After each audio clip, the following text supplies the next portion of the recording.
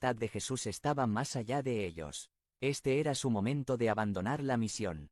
Y entró en Jerusalén y entró en el templo.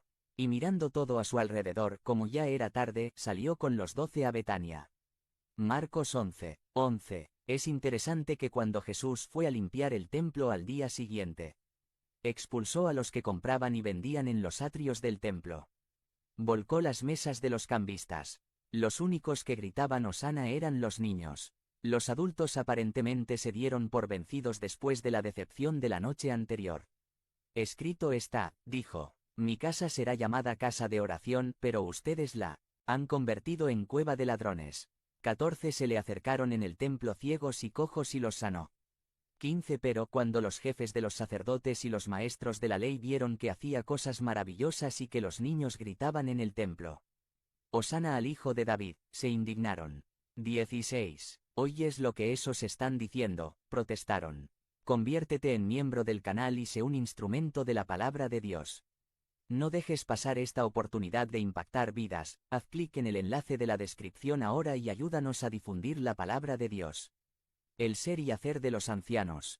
By Wilbur Madera Rivas. Sumari. Los ancianos, obispos, pastores dirigen, pastorean y enseñan al rebaño del Señor.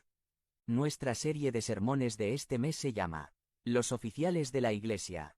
No es un título muy rimbombante, pero el tema es muy importante. Cuando hablamos de oficiales estamos refiriéndonos a ciertos funcionarios, cargos o llamados que, bíblicamente, han sido establecidos como parte de la estructura básica de la Iglesia en el Nuevo Testamento.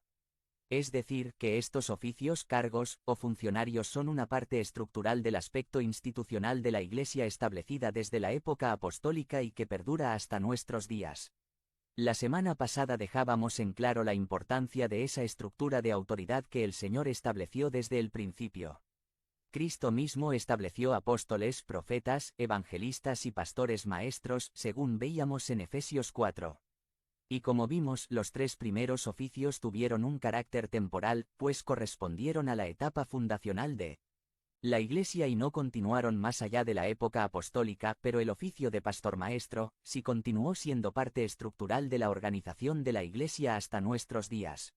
Hoy día no hay apóstoles, profetas y evangelistas en el sentido del oficio tal como se dio en el Nuevo Testamento, pero sí tenemos pastores maestros que continúan sirviendo en ese mismo oficio tal y como se estableció en la Iglesia del Nuevo Testamento. De hecho, entre la primera y segunda venida de Cristo, hay 2 oficios que perduran en la Iglesia de acuerdo con la Escritura y estos son, los oficios de anciano y el oficio de diácono.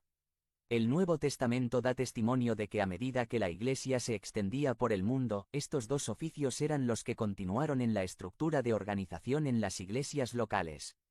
Como muestra Filipenses 1:1, Pablo y Timoteo, siervos de Cristo Jesús, a todos los creyentes en Cristo Jesús que están en Filipos junto con los obispos y diáconos.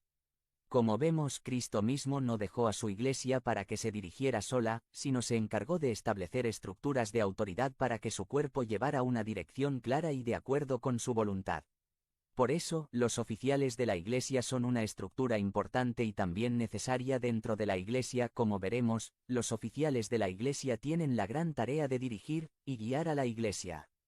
Necesitamos que personas en autoridad estén dirigiendo, velando, protegiendo la enseñanza de la verdad dentro del cuerpo de Cristo.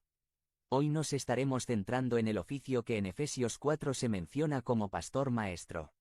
Existen varias maneras